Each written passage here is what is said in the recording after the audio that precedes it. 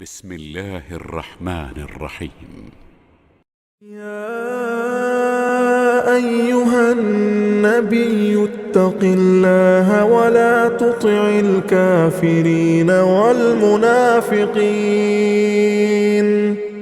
إن الله كان عليما حكيما واتبع ما يوحى إليك من ربك إن الله كان بما تعملون خبيرا وتوكل على الله وكفى بالله وكيلا.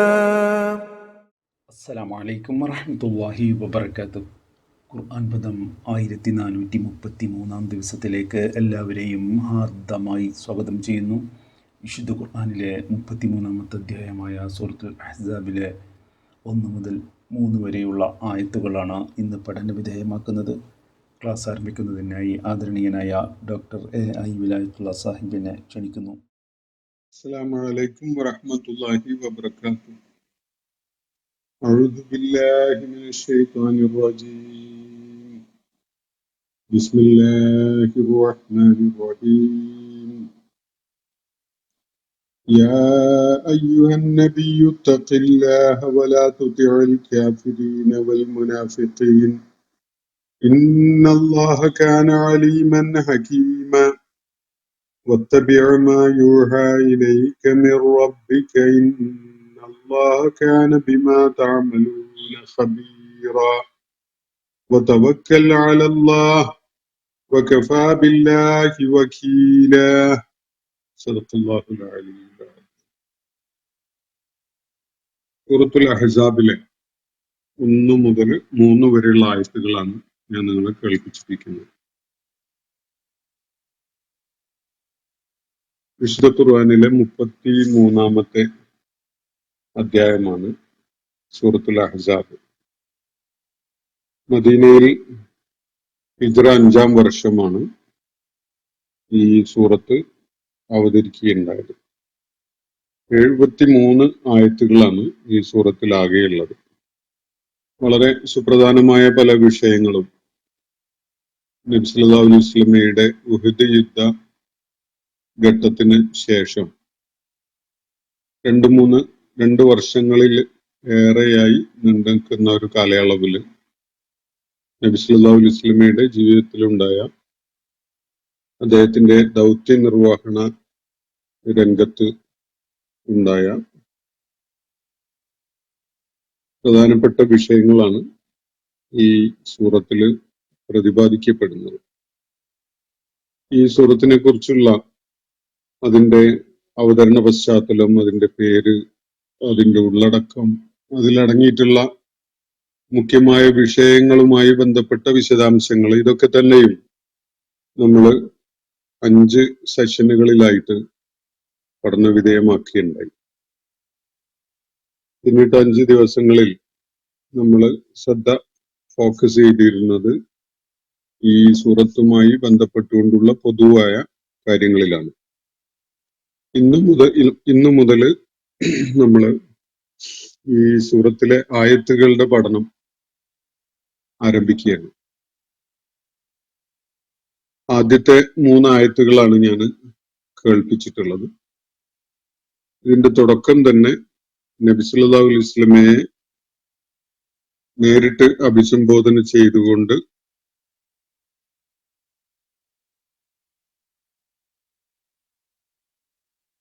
നബി സല്ലല്ലാഹു അലൈഹി വസല്ലമയെ നേരിട്ട് അഭിസംബോധന ചെയ്തുകൊണ്ട് ഒരു കാര്യം പറഞ്ഞുകൊണ്ടാണ് ഈ സൂറത്ത് തുടങ്ങുന്നത്. ഇമ്പമാർന്ന വിധത്തില് വളരെയേറെ സ്നേഹവും ആർദ്രതയും ഒക്കെ കാണിക്കുന്ന ഒരു ശൈലിയായിട്ടാണ് ഈ യാ അയ്യുഹൻ നബി, യാ റസൂൽ എന്നൊക്കെയുള്ള വിധത്തിലുള്ള അഭിസംബോധന പൊതുവെ മനസ്സിലാക്കപ്പെടാറുള്ളത്. ഇവിടെ സൂറത്തിന്റെ തുടക്കം യാ അയ്യുഹൻ നബി എന്ന് വിളിച്ചുകൊണ്ടാണ്. അള്ളാഹു മുഹമ്മദ് നബി സല്ലല്ലാഹു അലൈഹി വസല്ലമയെ അഭിസംബോധന ചെയ്തുകൊണ്ട് അദ്ദേഹത്തെ നേരിട്ട് വിളിച്ചുകൊണ്ടാണ് പറയുന്നത്. ഇത്തഖില്ലാഹ വലാ തുതിഇൽ കാഫിരീൻ, പ്രവാചകരെ താങ്കൾ അള്ളാഹുവിനെ സൂക്ഷിക്കുക, നിഷേധികളെയും വൽ മുനാഫിഖീൻ, കപടവിശ്വാസികളെയും താങ്കൾ അനുസരിക്കരുത്, അവർക്ക് വഴങ്ങിക്കൊടുക്കരുത്. ഇതാണ് ഈ സൂറത്തിന്റെ തുടക്കത്തിൽ തന്നെ പറയുന്ന കാര്യം.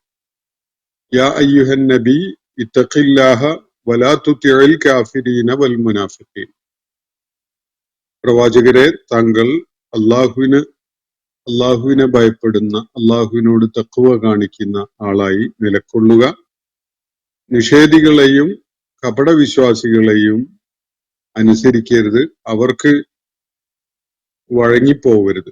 ഇതാണ് നിർദ്ദേശം. ഒരു പ്രധാനപ്പെട്ട ഒരു വിഷയം ഇവിടെ പരിഗണിക്കപ്പെടുന്നു എന്നതാണ് ഈ ശൈലി വെളിപ്പെടുത്തുന്നത്. എന്തോ ഒരു വിഷയമുണ്ട്, അതില് അള്ളാഹുവിന്റെ തൃപ്തി ഒരു ഭാഗത്തും നിഷേധികളും കപടവിശ്വാസികളും നബി സല്ലല്ലാഹു അലൈഹി വസല്ലമയെ സമ്മർദ്ദത്തിലാക്കിക്കൊണ്ടിരിക്കുന്ന, നബി സല്ലല്ലാഹു അലൈഹി വസല്ലം ആ ദിശയിലേക്ക് നീങ്ങണമെന്ന് പ്രേരിപ്പിക്കുകയോ സമ്മർദ്ദം ചെലുത്തുകയോ നിർബന്ധിക്കുകയോ ഒക്കെ ചെയ്യുന്ന മറ്റൊരു ദിശയും. അപ്പൊ ഒരു വിഷയത്തില് ഇവിടെ രണ്ട് നിലപാടുകള്, രണ്ട് ചായ്വുകള്, രണ്ട് സാധ്യതകൾ നിലനിൽക്കുകയാണ്. ആ വിഷയത്തിൽ നബി സല്ലല്ലാഹു അലൈഹി വസല്ലമയോട് അള്ളാഹു കണിശമായ ഭാഷയിലും ശൈലിയിലുമായിട്ട് പറയുന്നത്, പ്രവാചകരെ താങ്കൾ അള്ളാഹുവിനെ ഭയപ്പെടുക, അള്ളാഹുവിനോട് തഖ്വയുള്ളവനാവുക, അവനോട് ജാഗ്രതയും സൂക്ഷ്മതയും കാണിക്കുന്ന നിലപാട് സ്വീകരിക്കുക. മറിച്ച് സത്യനിഷേധികളെയും കപടവിശ്വാസികളെയും അല്ല അനുസരിക്കേണ്ടത്. ഇതാണ് പറയുന്നത്. വിഷയത്തിലേക്ക് നമുക്ക് വരാം.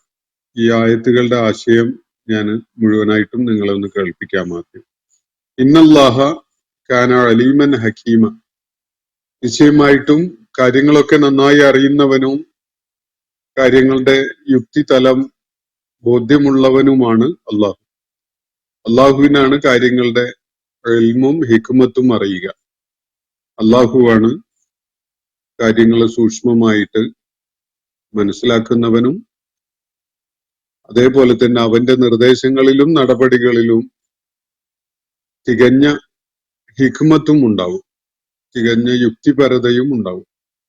അതുകൊണ്ട് അള്ളാഹു ഒരു കാര്യം കൽപ്പിക്കുന്നുവെങ്കിൽ ആ കാര്യം അവന്റെ ജ്ഞാനത്തിന്റെ അടിസ്ഥാനത്തിലാണ്, ദൈവിക ജ്ഞാനത്തിന്റെ അടിസ്ഥാനത്തിലാണ് കൽപ്പിക്കുന്നത്.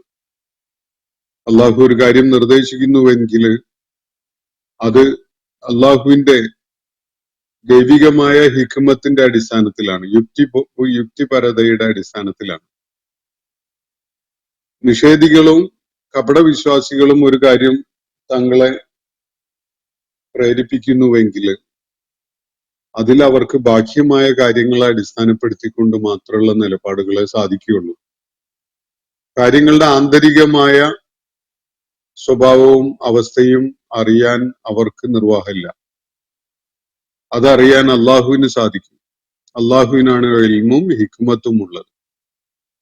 ആ അള്ളാഹുവിനെ ഭയപ്പെട്ടുകൊണ്ട് അവനോട് ജാഗ്രതയോടെയുള്ള നിലപാട് സ്വീകരിച്ചുകൊണ്ട് നിലകൊള്ളണം. നിഷേധികളെയും കപടവിശ്വാസികളെയും ഭയപ്പെടുകയോ അവർക്ക് വിധേയപ്പെട്ടുകൊണ്ട് അവർക്ക് വഴങ്ങിക്കൊണ്ട് നിലകൊള്ളുകയോ ചെയ്യരുത് എന്നാണ് ഇവിടെ പറയുന്ന കാര്യം. തുടർന്ന് പറയുന്നത്, വത്തബ്യ മാ യൂഹ ഇലൈക മിർ റബ്ബിക, പ്രവാചകരെ താങ്കൾക്ക് താങ്കളുടെ റബ്ബിന്റെ അടുക്കൽ നിന്ന് ദൈവിക വെളിപ്പാടായിട്ട് വഹിയായിട്ട് ലഭിച്ചുകൊണ്ടിരിക്കുന്നതിനെ താങ്കൾ കണിശമായിട്ട് പിൻപറ്റുകയും ചെയ്യുക. വത്തബ്യ മാ യൂഹ ഇലൈക, എന്താണോ താങ്കൾക്ക് വഹിയായിട്ട് നൽകപ്പെട്ടുകൊണ്ടിരിക്കുന്നത് അത് പിൻപറ്റുക. മിർ റബ്ബിക, താങ്കളുടെ റബ്ബിന്റെ അടുക്കൽ നിന്ന്. ഇന്നല്ലാഹ കാന ബിമാ തഅമലൂന ഖബീറ, നിശ്ചയമായിട്ടും അള്ളാഹു നിങ്ങൾ ചെയ്തുകൊണ്ടിരിക്കുന്ന സകല കാര്യങ്ങളും സൂക്ഷ്മമായിട്ട് അറിഞ്ഞുകൊണ്ടിരിക്കുന്നവനാണ്. ഇവിടെ ഈ ആയത്തിന്റെ രണ്ടാമത്തെ ആയത്തിന്റെ അവസാന ഭാഗം നബി സല്ലല്ലാഹു അലൈഹി വസല്ലമയോട് മാത്രമായിട്ട് പറയുന്നതായി നമുക്ക് കരുതാൻ കഴിയുകയില്ല. അത് നബി സല്ലല്ലാഹു അലൈഹി വസല്ലമയോടാണ്, സത്യവിശ്വാസികളോടാണ്, അതേപോലെ തന്നെ ശത്രുപക്ഷത്തുള്ള നിഷേധികളോടും അതേപോലെ കപടവിശ്വാസികളോടും ഉള്ളതാണ് എന്നത് കാണാൻ സാധിക്കും. ഇന്നല്ലാഹ കാന ബിമാ തഅമലൂന ഖബീറ. നിങ്ങൾ ചെയ്തുകൊണ്ടിരിക്കുന്ന കാര്യം സസൂക്ഷ്മം കാണുന്നവനും അറിയുന്നവനുമാണ് അള്ളാഹു എന്നാണല്ലോ പറയുന്നത്. അള്ളാഹുവിന്റെ ദൂതൻ എടുക്കുന്ന നിലപാട് തീർച്ചയായിട്ടും അതിന്റെ സൂക്ഷ്മതലത്തിൽ വരെ അള്ളാഹുവിന് അറിയാം. അതിന് അദ്ദേഹത്തെ പ്രേരിപ്പിക്കുകയോ നിർബന്ധിക്കുകയോ ചെയ്തുകൊണ്ടിരിക്കുന്ന നിഷേധികളുടെയും കപടവിശ്വാസികളുടെയും നിലപാടും അള്ളാഹുവിന് സൂക്ഷ്മമായിട്ട് അറിയാം. ഈ രണ്ട് സംഗതികളും നോക്കിക്കണ്ടുകൊണ്ട് നിരീക്ഷകരായിട്ട് കാര്യങ്ങളെ വിലയിരുത്തിക്കൊണ്ടിരിക്കുന്ന സത്യവിശ്വാസികളെ സംബന്ധിച്ചിടത്തോളം അവരെന്ത് നിലപാട് സ്വീകരിക്കുന്നു എന്ന കാര്യം അള്ളാഹുവിന് അറിയാം. ഇന്നല്ലാഹ കാന ബിമാ തഅമലൂന ഖബീറ. നിശ്ചയമായിട്ടും നിങ്ങൾ ചെയ്തുകൊണ്ടിരിക്കുന്ന കാര്യങ്ങളെക്കുറിച്ച് കൃത്യമായ അറിവുള്ളവനാണ്, ധാരണയുള്ളവനാണ് അള്ളാഹു. തുടർന്ന് പറയുകയാണ്, വതവക്കൽ അലല്ലാഹ്. അള്ളാഹുവിൽ ഭരമേൽപ്പിക്കുക. സത്യനിഷേധികളെയും കപടവിശ്വാസികളെയും അവഗണിച്ചുകൊണ്ട് അള്ളാഹുവിന്റെ നിർദ്ദേശം നടപ്പിലാക്കാൻ, അള്ളാഹുവിന്റെ നിർദ്ദേശം പാലിക്കാൻ, അള്ളാഹുവിനോട് തഖ്വയോടുകൂടിയുള്ള ഒരു നിലപാട് സ്വീകരിച്ച് നിലകൊള്ളാൻ താങ്കൾ മുതിരുമ്പോ ന്യായമായിട്ടും താങ്കൾ ചെയ്യേണ്ട സംഗതി അള്ളാഹുവിൽ ഭരമേൽപ്പിക്കുക എന്നതാണ്. ഏത് സംഗതിയെയും വിജയമാക്കി മാറ്റുന്നത് അള്ളാഹു താങ്കൾക്ക് അക്കാര്യത്തിൽ തരുന്ന പിന്തുണയാണ് എന്ന കാര്യം മനസ്സിലാക്കിക്കൊണ്ട് കാര്യങ്ങൾ അള്ളാഹുവിൽ ഭരമേൽപ്പിക്കുക. വകഫാ ബില്ലാഹി വക്കീല. കാര്യങ്ങൾ ഭരമേൽപ്പിക്കാൻ അള്ളാഹു തീർത്തും മതിയായവനാണ്. വകഫാ കിഫായത്തുള്ളതാണ്, പൂർണ്ണതയുള്ളതാണ്, മതിയായതാണ്, തികവുള്ളതാണ്. ബില്ലാഹി അള്ളാഹു വക്കീല, വക്കീലായിട്ട് നമ്മളെ കാര്യങ്ങളൊക്കെ ഏൽപ്പിച്ചുകൊണ്ട് ചുമതലപ്പെടുത്താൻ എന്തുകൊണ്ടും തികഞ്ഞവനാണ്, മതിയായവനാണ് അള്ളാഹു. അള്ളാഹുവിനെ ഒരു കാര്യം ഏൽപ്പിച്ചിട്ടുണ്ടെങ്കിൽ അത് പിന്നെ വേറെ ആരെയും ഏൽപ്പിക്കേണ്ടതില്ല എന്നർത്ഥം. വേറെ ആരെയും ആശ്രയിച്ചുകൊണ്ട് താങ്കൾ അക്കാര്യത്തിൽ നിലപാട് സ്വീകരിക്കേണ്ടതില്ല. അവരെന്ത് വിചാരിക്കും, ഇവരുടെ പിന്തുണ ഉണ്ടാവുമോ, മറ്റവരുടെ അനുഭവം നമുക്ക് ലഭിക്കുകയോ തുടങ്ങിയുള്ള കാര്യങ്ങളിലൊന്നും താങ്കൾ വറീഡാവണ്ട. കാര്യങ്ങൾ അള്ളാഹുവിനെ ഭരമേൽപ്പിക്കുക, എന്നിട്ട് നിശ്ചയിച്ച പ്രകാരം അള്ളാഹുവിനെ അനുസരിച്ചുകൊണ്ട് അള്ളാഹുവിന്റെ നിർദ്ദേശം പാലിച്ചുകൊണ്ട് മുന്നോട്ട് പോവുക. അപ്പോൾ വളരെ ശക്തമായ ഭാഷയിൽ നബി സല്ലല്ലാഹു അലൈഹി വസല്ലമക്ക് ഒരു നിർദ്ദേശം നൽകുന്നു.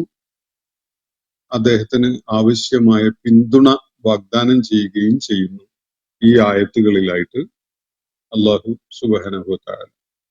നബി സല്ലല്ലാഹു അലൈഹി വസല്ലം തുടർന്നുള്ള ആയത്തുകളിൽ നിന്ന് ഈ ആയത്തുകളുടെ പശ്ചാത്തലം എന്താണ്, അതിന്റെ സൂചന എന്താണ് എന്നത് വെളിപ്പെടുന്നുണ്ട്. നമുക്കതിലേക്ക് പോകാം. അതിന്റെ മുമ്പായിട്ട് ഈ ആയത്തുകൾ വിശദീകരിക്കുമ്പോൾ ഇതിന്റെ പശ്ചാത്തലം നബി സല്ലല്ലാഹു അലൈഹി വസല്ലമയുടെ പിതൃ സഹോദരി പുത്രിയായിരുന്ന സൈനബ് ബിൻത്ത് ജഹ്ഷ് റളിയല്ലാഹു അൻഹ, അവര് നബി സല്ലല്ലാഹു അലൈഹി വസല്ലമയുടെ ദത്തുപുത്രൻ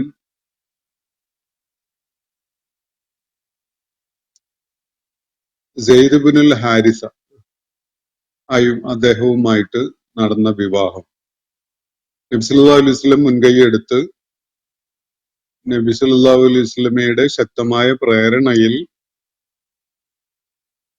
നടന്നിട്ടുള്ള ഒരു വിവാഹമാണ് ഇവർ തമ്മിലുള്ളത്. പക്ഷെ ഉദ്ദേശിച്ച പ്രകാരം അത് ആ വിവാഹം ഫലപ്രദമായില്ല, വർക്ക് ചെയ്തില്ല. സൈനബ് റളിയല്ലാഹു അൻഹാക്ക് ആ വിവാഹബന്ധം വളരെ അസംതൃപ്തിയുള്ളതായിട്ട് മാറി. അവരുടെ മാനസിക നിലയില് അവരുടെ കുടുംബ പശ്ചാത്തലത്തിന്റെയും പിന്നിട്ട് വന്ന ജീവിത രീതികളുടെയും ഒക്കെ ആ ഒരു പശ്ചാത്തലത്തില് ഒരു വിമുക്ത അടിമയായിരുന്ന സെയ്ദുമായുള്ള വിവാഹത്തെ മാനസികമായിട്ട് ഉൾക്കൊള്ളാൻ പറ്റാത്ത ഒരു സംഗതിയായിട്ട് അനുഭവപ്പെടുന്നു. അത് അവരുടെ വിവാഹ ബന്ധത്തിൽ വലിയ അസ്വസ്ഥതകൾ സൃഷ്ടിച്ചുകൊണ്ടിരിക്കുന്നു. ഈ ഒരു അവസ്ഥയിൽ ഇരുവരും നബി സല്ലല്ലാഹു അലൈഹി വസല്ലമയുടെ അടുക്കൽ വിഷയം കൊണ്ടുവരികയും അവസാനം പലതവണ സെയ്ദ് റളിയല്ലാഹു അൻഹുവിനോട് ആ വിവാഹ ബന്ധം നിലനിർത്തിക്കൊണ്ടു പോകാൻ നബി സല്ലല്ലാഹു അലൈഹി വസല്ലം ആവശ്യപ്പെടുകയും ഒടുക്കം അത് ഒരു നിലക്കും മുന്നോട്ട് പോവുകയില്ല എന്ന ഒരവസ്ഥ വന്നപ്പോ ആ ബന്ധം വേർപ്പെടുത്താൻ സൈനബിനെ തലാഖ് ചെയ്യാൻ നബി സല്ലല്ലാഹു അലൈഹി വസല്ലം അദ്ദേഹത്തോട് ആവശ്യപ്പെടുക അല്ലെങ്കിൽ അദ്ദേഹത്തോട് നിർദ്ദേശിക്കുകയൊക്കെ ചെയ്യുകയാണ് ചെയ്യുന്നത്. അങ്ങനെ അവർ ആ ബന്ധം പിരിഞ്ഞു. ആ ബന്ധം പിരിഞ്ഞതിനെ തുടർന്ന് ഉള്ള ഒരവസ്ഥയിലാണ് ഈ ആയത്തുകൾ അവതരിക്കുന്നത്. ആ ഒരു സന്ദർഭവുമായി ബന്ധപ്പെട്ടുകൊണ്ടാണ്. നബി സല്ലല്ലാഹു അലൈഹി വസല്ലമയുടെ മനസ്സിൽ നടന്നുകൊണ്ടിരുന്ന ഒരു കാര്യം അദ്ദേഹം മനസ്സിൽ ഇങ്ങനെ കൺസിഡർ ചെയ്തുകൊണ്ടിരിക്കുകയായിരുന്നു.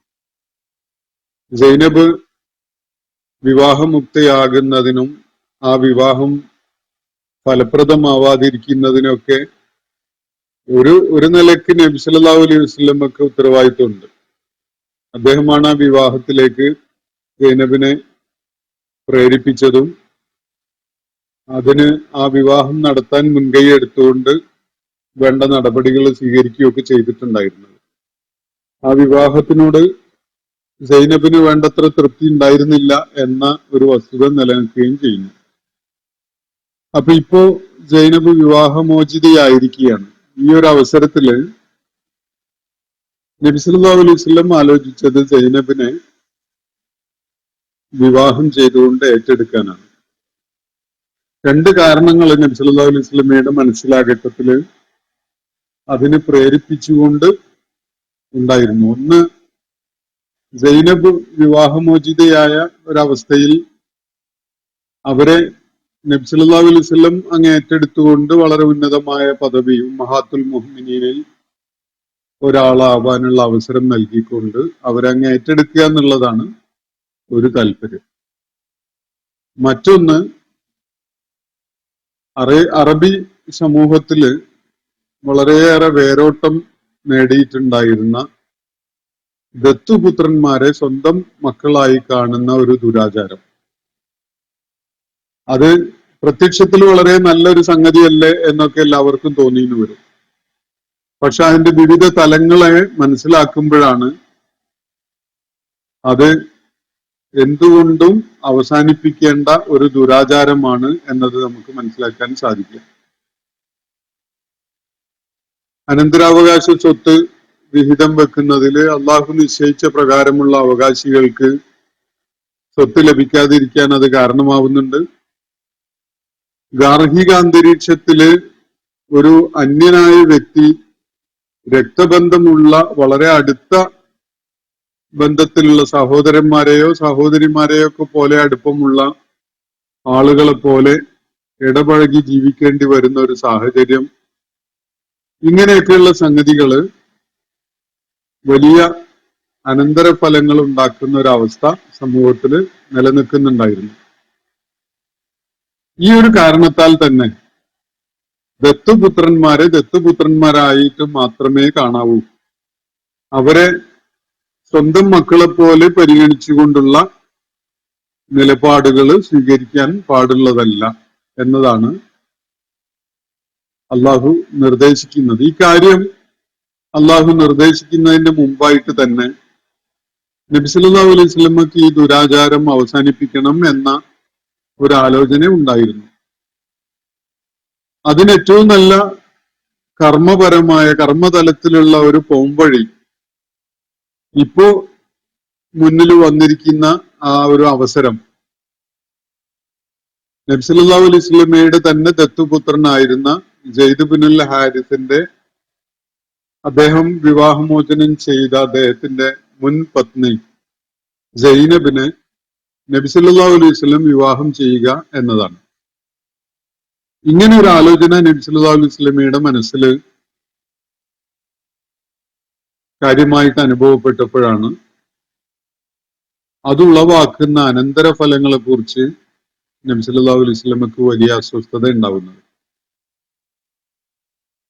ഇസ്ലാമിന്റെ ശത്രുക്കളായി നിലകൊള്ളുന്ന ബഹുദൈവ വിശ്വാസികളും കപട വിശ്വാസികളും യഹൂദ വിഭാഗങ്ങളിൽപ്പെട്ട ശത്രുക്കളും ഒക്കെ തന്നെ ഇതൊരു അവസരമായി കണ്ടുകൊണ്ട് നബി സല്ലല്ലാഹു അലൈഹി വസല്ലമക്ക് എതിരിൽ വലിയ ആക്ഷേപങ്ങൾ ഉന്നയിച്ച് ദുഷ്പ്രചാരണത്തിന് രംഗത്ത് വരാൻ സാധ്യതയുണ്ട്. സത്യവിശ്വാസികളിൽ പലരും തന്നെ ഈ ദുഷ്പ്രചാരണത്തിന്റെ ഇരകളായി മാറാനും സാധ്യതയുണ്ട്.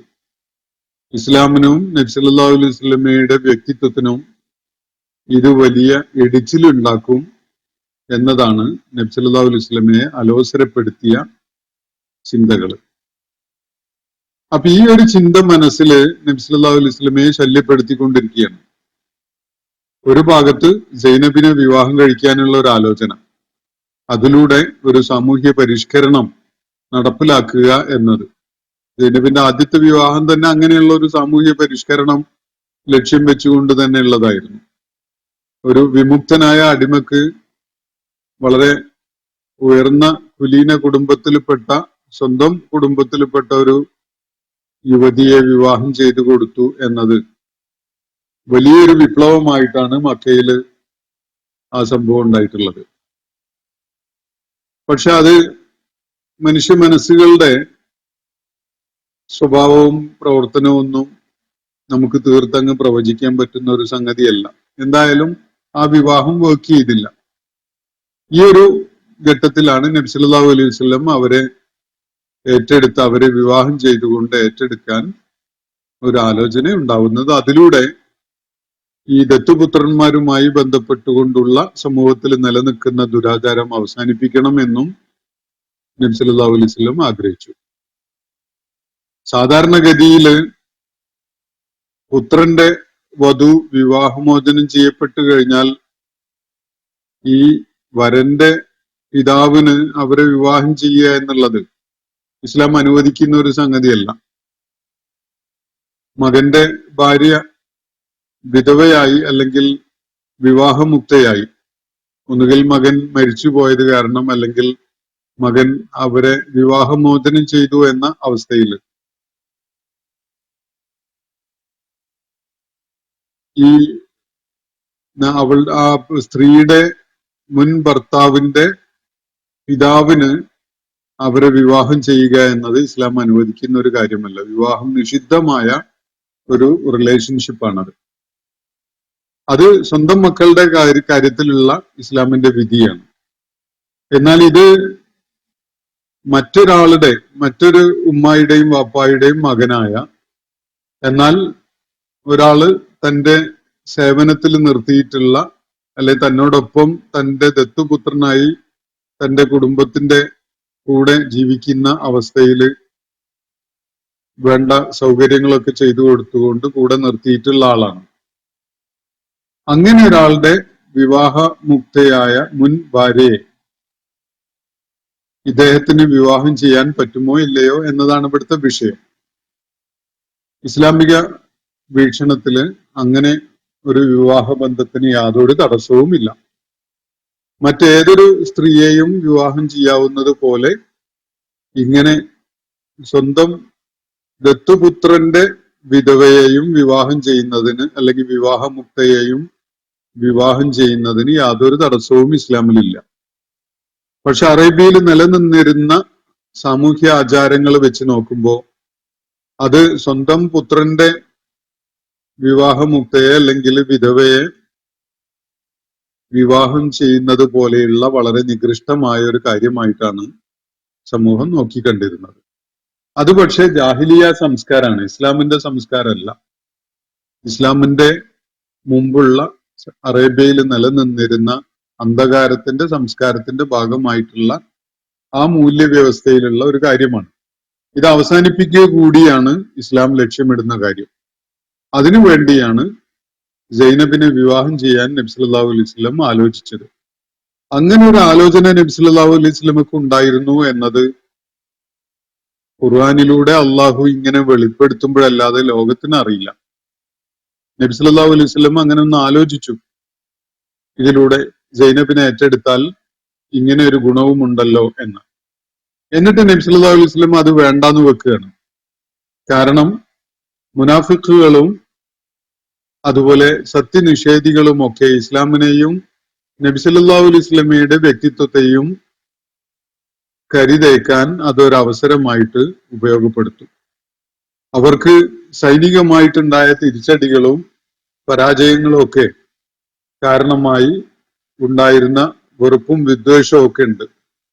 അതിനൊക്കെ ഒരു പരിഹാരം എന്നുള്ള നിലയ്ക്ക് ഇതൊരു അവസരമായി കണ്ടുകൊണ്ട് അവര് ശക്തമായ ആക്ഷേപങ്ങളും ദുഷ്പ്രചാരണവും ഒക്കെ അഴിച്ചുവിടാനുള്ള എല്ലാ സാധ്യതയും ഉണ്ട് എന്നതാണ് നബി സല്ലല്ലാഹു അലൈഹി വസല്ലമയെ ഈ ഒരു ആലോചനയിൽ നിന്ന് പിന്തിരിപ്പിച്ച കാര്യം. എന്നാൽ ഈ ആലോചനയിൽ നിന്ന് പിന്തിരിയേണ്ടതില്ല, പിന്തിരിയാൻ പാടില്ല എന്നാണ് അള്ളാഹു ഇവിടെ അദ്ദേഹത്തെ അറിയിക്കുന്നത്. യാ അയ്യുഹൻ നബിയ്യു, പ്രവാചകരെ, ഇത്തഖില്ല, അള്ളാഹുവിനെയാണ് ഭയപ്പെടേണ്ടത്. അള്ളാഹുവിനോടാണ് തഖ്വയുടെയും സൂക്ഷ്മതയുടെയും ഭയപ്പാടിന്റെയും ഒക്കെ നിലപാട് സ്വീകരിക്കേണ്ടത്. വലാ തുതിഇൽ കാഫിരീന വൽ മുനാഫിഖീൻ, നിഷേധികളെയും കപടവിശ്വാസികളെയും അനുസരിക്കുകയല്ല, അവർക്ക് വഴങ്ങുകയല്ല വേണ്ടത്. ഒരു ഭാഗത്ത് അള്ളാഹുവിനെ സൂക്ഷിക്കുന്ന തഖ്വയുടെ മാർഗം, മറുഭാഗത്ത് നിഷേധികളെയും കപടവിശ്വാസികളെയും ഭയപ്പെട്ടുകൊണ്ട് അള്ളാഹു നിഷിദ്ധമാക്കാത്ത ഒരു സംഗതിയിൽ നിന്ന് പിൻവാങ്ങുക. അപ്പൊ ഈ രണ്ട് വിധത്തിലാണ് ഈ വിഷയം നബി സല്ലല്ലാഹു അലൈഹി വസല്ലമയുടെ മനസ്സിൽ എങ്ങനെ കിടന്ന് കളിക്കുന്നത്. ആ ഘട്ടത്തിലാണ് അള്ളാഹുവിന്റെ നിർദ്ദേശം വരുന്നത്, പ്രവാചകരെ, അള്ളാഹുവിനെയാണ് ഭയപ്പെടേണ്ടത്, അള്ളാഹുവിനെ ഭയപ്പെടുക, നിഷേധികളെയും കപടവിശ്വാസികളെയും അനുസരിക്കുകയോ അവർക്ക് വഴങ്ങിക്കൊടുത്തുകൊണ്ടുള്ള നിലപാട് സ്വീകരിക്കുകയോ ചെയ്യരുത്. ഇന്നല്ലാഹ കാന അലീമൻ ഹക്കീമ, നിശ്ചയമായിട്ടും അള്ളാഹു യുക്തിജ്ഞനവും സർവജ്ഞാനിയുമാണ്. അതുകൊണ്ട് ഒരു സംഗതി അള്ളാഹു താങ്കളെ പ്രേരിപ്പിക്കുന്നുവെങ്കിൽ, അങ്ങനെ ഒരു കാര്യം നിർവഹിക്കാൻ അള്ളാഹു താങ്കളോട് ആവശ്യപ്പെടുന്നുവെങ്കിൽ, അള്ളാഹുവിന്റെ ജ്ഞാനത്തിന്റെയും യുക്തിബോധത്തിന്റെയും അടിസ്ഥാനത്തിൽ നൽകിയിട്ടുള്ള ഒരു മാർഗദർശനമാണത്. അതിൽ നിന്ന് താങ്കൾ പിന്തിരിയേണ്ടതില്ല. അള്ളാഹുവിന്റെ ദൈവികമായി തന്നെ അദ്ദേഹത്തിന് തോന്നിപ്പിക്കപ്പെട്ടിട്ടുള്ള കാര്യമാണത്. അതില് അള്ളാഹുവിന്റെ ജ്ഞാനം അടിത്തറയായിട്ടുണ്ട്, അതുപോലെ അള്ളാഹുവിന്റെ യുക്തിബോധവും അടിത്തറയായിട്ടുണ്ട്. ഈ വിഷയത്തില് സൈനബുമായുള്ള നബി സല്ലല്ലാഹു അലൈഹി വസല്ലമയുടെ വിവാഹം നടക്കുന്നത് സമൂഹത്തിൽ നിന്ന് നൂറ്റാണ്ടുകളായിട്ട് ഒരു പക്ഷെ നിലനിന്നു വരുന്ന ആ ദുരാചാരം അവസാനിപ്പിക്കാൻ ഇങ്ങനെ ഒരു നടപടി തന്നെ ആവശ്യമായിരുന്നു എന്ന കാര്യം, ഇല്ലെങ്കിൽ അതങ്ങനെ നിലനിന്നു പോകും. അങ്ങനെയാണല്ലോ നമ്മുടെ നാട്ടിലൊക്കെ ഉണ്ട്, തങ്ങന്മാരുടെ പെൺമക്കളെ വേറുള്ളവർക്ക് കല്യാണം കഴിക്കാൻ പാടില്ല എന്നുള്ള ഒരു തെറ്റായ ഒരു ധാരണ. അങ്ങനെ ഒരു പരിപാടി ഇസ്ലാമിലില്ല. അതെങ്ങനെയോ വന്നിട്ടുള്ള ഒരു ധാരണയാണ്, അതെങ്ങനെ നിലനിന്നു പോവുക. തങ്ങന്മാരുടെ കുടുംബങ്ങളിൽ അഹ്ലുൽ ബൈത്തിൽപ്പെട്ട ആളുകൾക്ക് മറ്റുള്ള കുടുംബങ്ങളിലെ പെൺമക്കളെ കല്യാണം കഴിക്കാം, കുഴപ്പമില്ല. പക്ഷെ അവരുടെ പെൺമക്കളെ തങ്ങന്മാരല്ലാത്തവർക്ക് കല്യാണം കഴിച്ചു കൊടുക്കാൻ പാടില്ല എന്നുള്ള ഒരു തെറ്റായ ധാരണ, അതങ്ങനെ നിലനിന്ന് പാരമ്പര്യമായിട്ട് അങ്ങനെ കൊണ്ടു നടക്കുകയാണ്. അപ്പൊ ഇങ്ങനെയുള്ള ഒരു സംഗതിയായിട്ട്, ഒരു ദുരാചാരമായിട്ട് ദത്തുപുത്രന്റെ വിധവയുടെ കാര്യവും സമൂഹത്തിൽ എങ്ങനെ നിലനിൽക്കുക. ദത്തുപുത്രൻ എന്ന് പറഞ്ഞാൽ സ്വന്തം പുത്രനെ പോലെ തന്നെയാണ്. അവന്റെ പത്നി അങ്ങനെ വിവാഹം ചെയ്യാൻ പാടില്ലാത്തൊരു റിലേഷൻഷിപ്പാണ് എന്ന നിലക്കാണ് ഈ വിഷയം അങ്ങനെ നിലനിന്ന് പോകുന്നത് ആ അറേബ്യൻ സമൂഹത്തിൽ. അത് അവസാനിപ്പിക്കാൻ ഏറ്റവും ശക്തമായൊരു നടപടി, അങ്ങനെ ഒരു കാര്യം നബി സല്ലല്ലാഹു അലൈഹി വസല്ലം തന്നെ ചെയ്യുക എന്നത് അള്ളാഹുവിന്റെ യുക്തിയുടെ ഭാഗമാണ്. നിശ്ചയമായിട്ടും ഇന്നല്ലാഹ കാന അലീമൻ ഹക്കീമ, അള്ളാഹു ഏറ്റവും യുക്തിജ്ഞനും ഏറ്റവും സർവജ്ഞാനിയുമായ ശക്തിയാണ് എന്നതാണ് ഇവിടെ പറയുന്നത്. എന്നിട്ട് തുടർന്ന് പറയുന്നത് വത്തബിഅമായുഹായിലേക്ക്, പ്രവാചകരെ താങ്കളിലേക്ക് വഹിയായിട്ട് നൽകപ്പെട്ട സംഗതി അങ്ങ് പിന്തുടർന്നേക്കുക, അത് പിൻപറ്റുക. ഇവിടെ പ്രത്യേകമായിട്ട് എന്താണ് വഹി എന്നത് ആലോചിക്കാവുന്നതാണ്.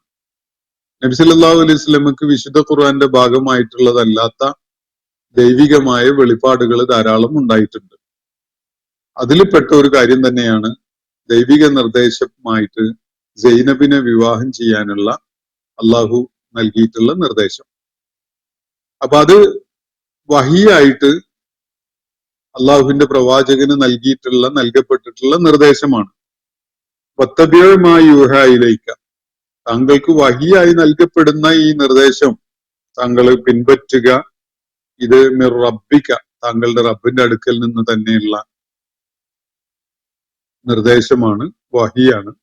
ഇന്നല്ലാഹ കാന ബിമാ തഅമലൂന ഖബീറ, നിശ്ചയമായിട്ടും നിങ്ങൾ ഓരോരുത്തരും ചെയ്തുകൊണ്ടിരിക്കുന്ന കാര്യങ്ങളൊക്കെയും സൂക്ഷ്മമായിട്ട് അറിയുന്നവനാണ് അള്ളാഹു എന്നാണ് ഇവിടെ പറയുന്നത്. അപ്പൊ ഈ വിഷയത്തില് മുനാഫിഖുകൾ എടുക്കുന്ന നിലപാട്, നിഷേധികൾ എടുക്കുന്ന നിലപാട്, അതുപോലെ അഹ്ലുൽ കിതാബിൽപ്പെട്ട ആളുകൾ എടുക്കുന്ന നിലപാട്, വിശ്വാസി സമൂഹത്തിൽപ്പെട്ട ആളുകൾ എടുക്കുന്ന നിലപാട്, ഇതൊക്കെയും തന്നെ സൂക്ഷ്മമായിട്ട് അള്ളാഹുവിന് അറിയാം. അതുകൊണ്ട് ഒരു കാര്യം ചെയ്താൽ മതി, ഒരു നിലക്കും ഈ കാര്യത്തിൽ ഒരു ചാഞ്ചല്യമോ അല്ലെങ്കിൽ ഒരു വൈമനസ്യമോ ഒന്നും വേണ്ടതില്ല. മറിച്ച് വതവക്കൽ അലല്ലാഹ്, അള്ളാഹുവിൽ ഭരമേൽപ്പിക്കുക. വകഫാ ബില്ലാഹി വക്കീല, ഭരമേൽപ്പിക്കപ്പെടുവാൻ ഏറ്റവും യോജിച്ചവൻ, ഏറ്റവും തികവാർന്നവൻ, ഏറ്റവും മതിയായവൻ അള്ളാഹു തന്നെയാണ് എന്നാണ് ഇവിടെ നബി സല്ലല്ലാഹു അലൈഹി വസല്ലമയെ അള്ളാഹു അറിയിക്കുന്നത്. അതുകൊണ്ട് വെളിപാട് മുഖേന അല്ലെങ്കിൽ മനസ്സിൽ ദൈവികമായിട്ട് തോന്നിപ്പിക്കപ്പെട്ട വിധത്തില് നബി സല്ലല്ലാഹു അലൈഹി വസല്ലമക്ക് നൽകിയിട്ടുള്ള ഈ നിർദ്ദേശം പാലിക്കുന്നതിൽ നിന്ന് ബഹുദൈവ വിശ്വാസികൾ എന്ത് വിചാരിക്കും, നിഷേധികൾ എന്ത് വിചാരിക്കും, കപടന്മാരെന്തൊക്കെ ദ്രോഹങ്ങൾ അയച്ചു വിടും എന്നതൊന്നും ആലോചിച്ചുകൊണ്ട് താങ്കൾ അതിൽ നിന്ന് പിന്തിരിയരുത്. അള്ളാഹുവിനെ അനുസരിക്കുക, അവന് വിധേയപ്പെടുക, നിഷേധികളെ അവഗണിക്കുക, എന്നിട്ട് കാര്യങ്ങളൊക്കെയും തന്നെ അള്ളാഹുവിൽ വരമേൽപ്പിച്ചുകൊണ്ട് മുന്നോട്ട് പോവുക. അള്ളാഹു വരമേൽപ്പിക്കുവാൻ ഏറ്റവും മതിയായവനാണ് എന്നുകൂടി അറിയിക്കുകയാണ് ഈ ആയത്തുകളിൽ അള്ളാഹു സുബ്ഹാനഹു വ തആല. ഇന്നത്തെ സെഷൻ നമ്മളവിടെ അവസാനിപ്പിക്കുകയാണ്. സൂറത്തുൽ അഹ്സാബിലെ 1 മുതൽ 3 വരെയുള്ള ആയത്തുകളാണ് നമ്മൾ ഇന്ന് പഠന വിധേയമാക്കിയിട്ടുള്ളത്. അള്ളാഹു നമ്മെ എല്ലാവരെയും അനുഗ്രഹിക്കുമാറാവട്ടെ. അനിൽ ഹംദുലില്ലാഹി റബ്ബിൽ ആലമീൻ. അസ്സലാമു അലൈക്കും വറഹ്മത്തുള്ളാഹി വബറകാതുഹു. ഇന്നത്തെ ഖുർആൻ പദം ഇവിടെ സമാപിക്കുന്നു. ഖുർആൻ പഠനത്തിൽ പങ്കെടുത്ത എല്ലാവർക്കും അല്ലാഹു അർഹമായ പ്രതിഫലം നൽകി അനുഗ്രഹിക്കട്ടെ. വആഖിർ ദഅവാനാ അനിൽ ഹംദുലില്ലാഹി റബ്ബിൽ ആലമീൻ. അസ്സലാമു അലൈക്കും വറഹ്മത്തുള്ളാഹി വബറകാതുഹു.